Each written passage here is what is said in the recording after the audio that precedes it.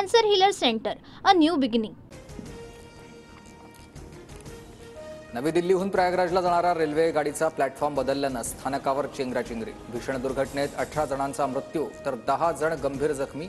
रुग्णालयात उपचार सुरू। मृतांच्या कुटुंबियांना 10 लाखांची आर्थिक मदत। एसटी परिवहन महामंडळाचा प्रवाशांच्या जीवाशी खेळ। भरधाव शिवशाही बसचं पुढचं टायर अचानक निघालंय। सुदैवाने 50 प्रवाशांचा जीव थोडक्यात बचावला।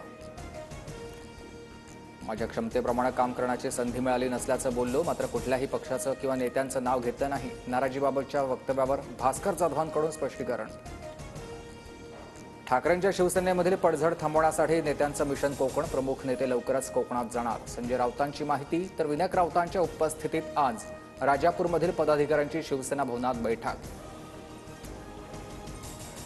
हरियाणा आणि दिल्लीमध्ये काँग्रेसनं आपसोबत युती होऊ दिली नाही। काँग्रेसला भाजपला नाही तर मोदी विरोधक केजरीवालांना हरवायचं होतं। केजरीवालांनी सांगितलेला किस्सा राऊतांकडून समोर।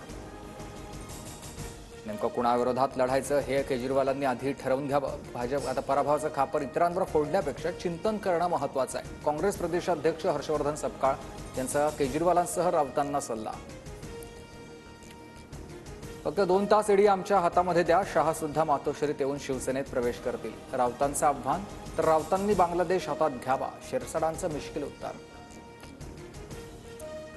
आंतरधर्मीय विवाहाला विरोध नाही, पण खोटं बोलून, ओळख लपवून आणि फसवणूक करून लग्न करण्याची प्रवृत्ती चुकीची आहे। राज्य सरकार योग्यच पाऊल आता उचलेल।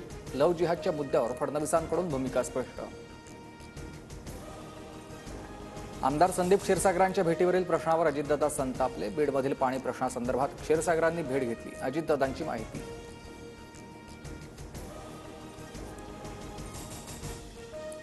कृषी क्षेत्रामधील भ्रष्टाचारावरून सुरेश धसनचा पुन्हा धनंजय मुंडेंवर रोख। कापूस, सोयाबीन, तेलबियांची उत्पादकता वाढवण्यासाठी तत्कालीन कृषी मंत्र्यांनी घेतलेल्या निर्णयाची माहिती द्या। धसांचं कृषी विभाग सचिवांना पत्र। गुन्हेगारांना शिक्षा व्हावी असं धस कधीच बोलले नाहीत। राजकारणी कधी पलटी मारतील हे सांगता येत नाही। सुरेश धसांविरोधात सोमनाथ सूर्यवंशींचे कुटुंबीय आक्रमक। लाडक्या बहिणींच्या उत्पन्नाबाबतचा तपास करण्यासाठी प्राप्तिकर विभागाची मदत घेण्यात येणार। लाभार्थी महिलांचं उत्पन्न, कागदपत्र, जमीन यांची तपासणी होणार।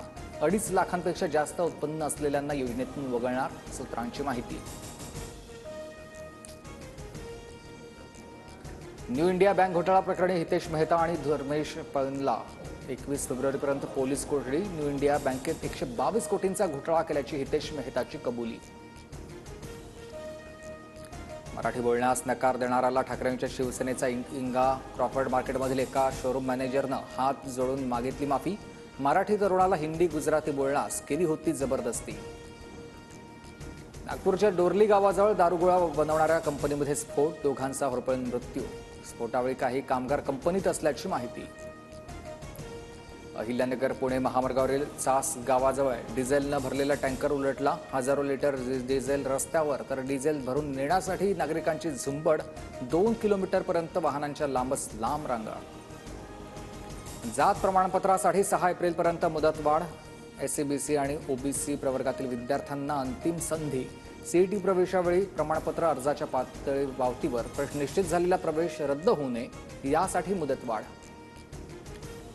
आरोपीला ताब्यात घेण्यासाठी गेलेल्या पोलिसांच्या पथकावर हल्ला करत गोळीबार। 7 पोलिसांवर 100 ते 150 जमावाचा हल्ला तर एका पोलीस कर्मचाऱ्याचं अपहरण। मध्य प्रदेश पोलिसांच्या मदतीनं सुटका।